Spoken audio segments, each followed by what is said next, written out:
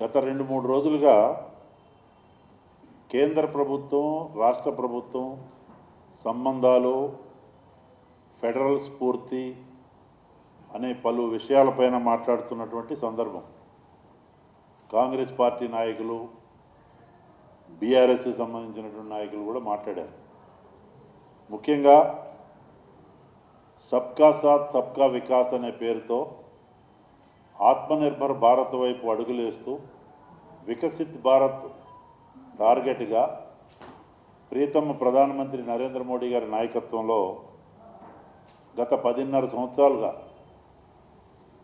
అన్ని వర్గాలకి సంక్షేమ అభివృద్ధి కార్యక్రమాలు తీసుకుని ముందుకు పోతున్నటువంటి పరిస్థితిలో పేదరిక నిర్మూలన కార్యక్రమం, పేదవాళ్ళకి మేలు చేసే కార్యక్రమం, ఇటు రైతాంగానికి మేలు చేసేది, యువకులకి అటు మహిళలకి, ఈ 4-5 పారామీటర్స్ ఎక్కువ ఫోకస్ ఇస్తూ నరేంద్ర మోడీ గారి నాయకత్వంలో ఎన్డీఏ ప్రభుత్వం ముందుకు పోతున్నటువంటి తరుణం.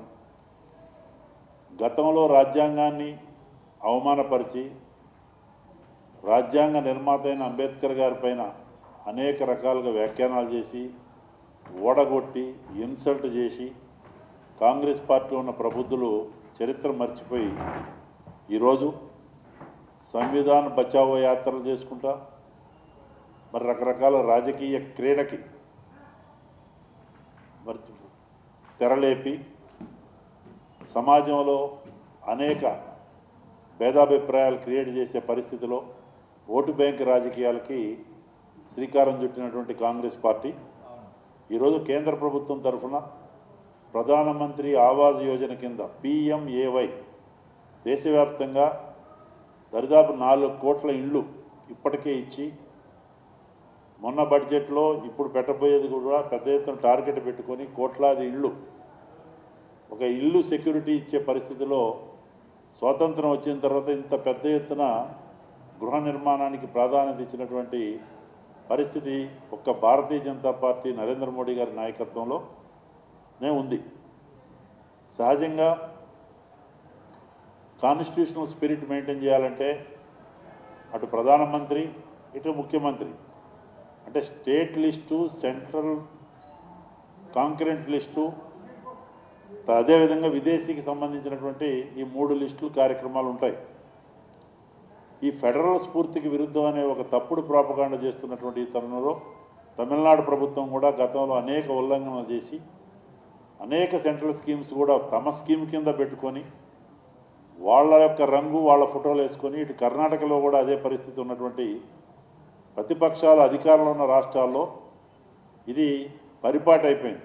ఇప్పుడు తెలంగాణలో కూడా వారు పేర్లు పెట్టుకున్నటువంటి గృహ నిర్మాణ పథకానికి కేంద్ర మంత్రి బండి సంజయ్ గారు చెప్పింది ఒకటే, ఇంత పెద్ద ఎత్తున నిధులు ఇస్తున్నప్పుడు ఒక డెకోరము, ఒక కాన్స్టిట్యూషనల్ ఆబ్లిగేషను, ఒక పదవులకి ఒక ప్రధానమంత్రి పదవి ఎక్కడ, అది మెయింటైన్ చేయాల్సినటువంటి ఫెడరల్ స్ఫూర్తి మీరు లోపించుకొని ఇవాళ దుమ్ము మరి చల్లే కార్యక్రమానికి, మడ్ స్లింగింగ్ క్యాంపెయిన్కి ఈ రాష్ట్రంలో మంత్రులు వీళ్ళందరూ కూడా మరి ముఖ్యమంత్రితో పాటు అందరూ కూడా ఒడగట్టారు. ఇది చాలా శోచనీయం.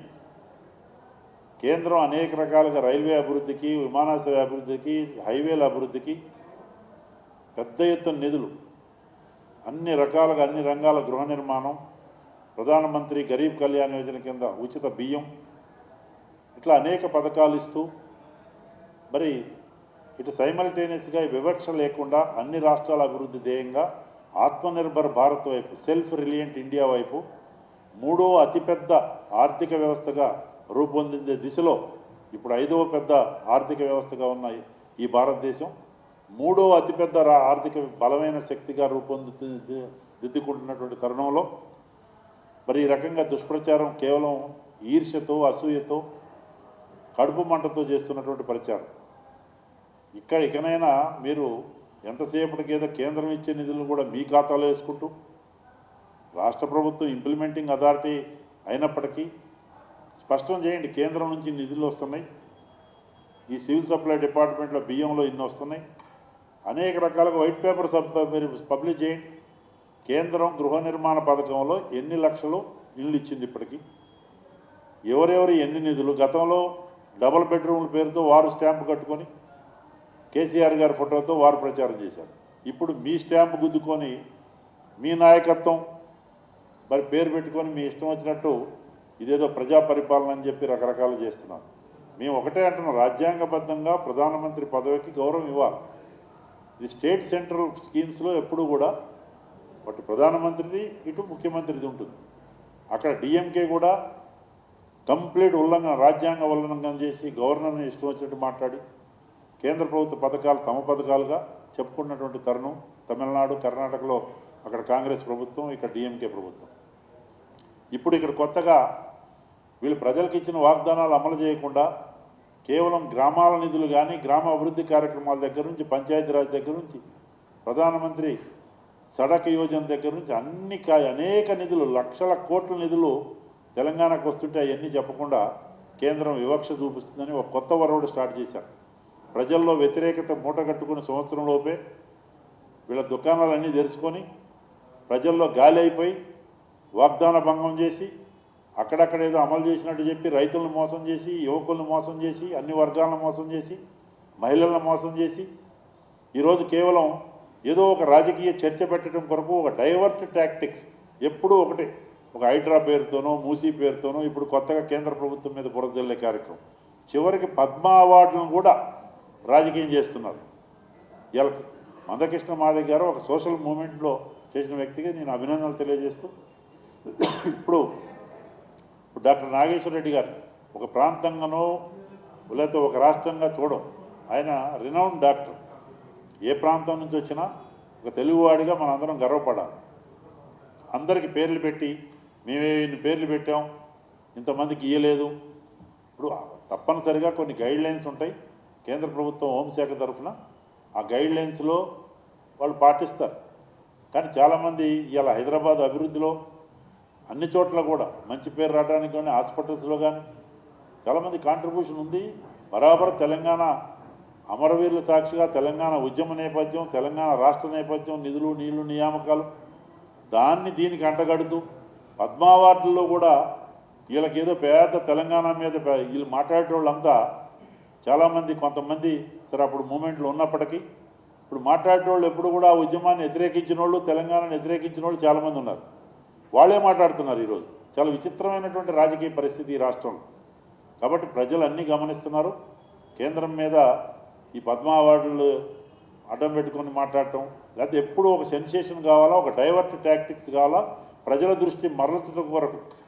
ఇది ఇళ్ల నిర్మాణ కార్యక్రమంలో కానీ కేంద్ర ప్రభుత్వం ప్రధానమంత్రి ఫోటో పెట్టండి అన్నదానికి రాజకీయం చేస్తారు, ఇటు పద్మ అవార్డులు రాజకీయం చేస్తారు. కానీ పాలన మీద దృష్టి లేదు, ప్రజలను గాలికి వదిలేస్తారు.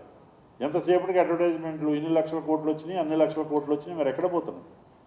మరి ఎందుకు అమలు చేయట్లేదు? ఇంత తొందరగా ఎందుకు అన్పాపులర్ అయింది గవర్నమెంట్? కాబట్టి ప్రజలు చాలా తెలియని వాళ్ళు, చైతన్యవంతులు. కాబట్టి మీరు మాట్లాడే ముందు కేంద్ర ప్రభుత్వ సంబంధాలు, రాష్ట్ర ప్రభుత్వ సంబంధాలు ఎట్లా మెయింటైన్ చేయాలో మోడీ గారికి చెప్పాల్సిన అవసరం లేదు. మీరే ఒక ఫెడరల్ స్ఫూర్తికి విరుద్ధంగా అటు తమిళనాడులో కానీ, కర్ణాటకలో కానీ ఒక రాష్ట్రంలో ఒక ఎస్టీ డెవలప్మెంట్ కార్పొరేషన్ నిధులు 180 కోట్ల ఫ్రాడ్ జరిగింది సిద్ధరామయ్య గారి ప్రభుత్వంలో. 90 కోట్లు హైదరాబాదు జూబ్లీహిల్స్ బ్రాంచ్కి ఎట్లా ట్రాన్స్ఫర్ అయినాయండి? ఒక మంత్రి రాజీనామా చేసిండు, ఒక అధికారి సూసైడ్ చేసుకుంటూ ఇప్పుడు ఈడీ ఎంక్వైరీ అవుతుంది. ఇట్లా అనేక స్కాములు, by the scams, of the scam, for the scams అయినటువంటి మీరు ఇలా ప్రజలను గాలికి వదిలేసి చెవులో పువ్వులు పెట్టే మాటలు, టక్కు టమార గజకర్ణ గోకర్ణ విద్యలు చెప్పుకుంటూ ఎన్ని రోజు కాలం వెలబుచ్చుతారు? రైతాంగాన్ని పూర్తిగా న్యాయం చేయాలి, నిరుద్యోగ యువకులకు లేదు, ఇదిగో వస్తున్నాయి అదిగో వస్తున్నాయని చెప్పి అహనా పెళ్ళి అంటే సినిమాలో కోడిని ఎలాడదీసి ఉత్తన్నం తిన్నట్టు కోట శ్రీనివాసరావు గారి పాత్ర అలాంటి పరిస్థితిని తలపిస్తుంది ఇవాళ ఈ రాష్ట్రంలో కాంగ్రెస్ పార్టీ పరిపాలన.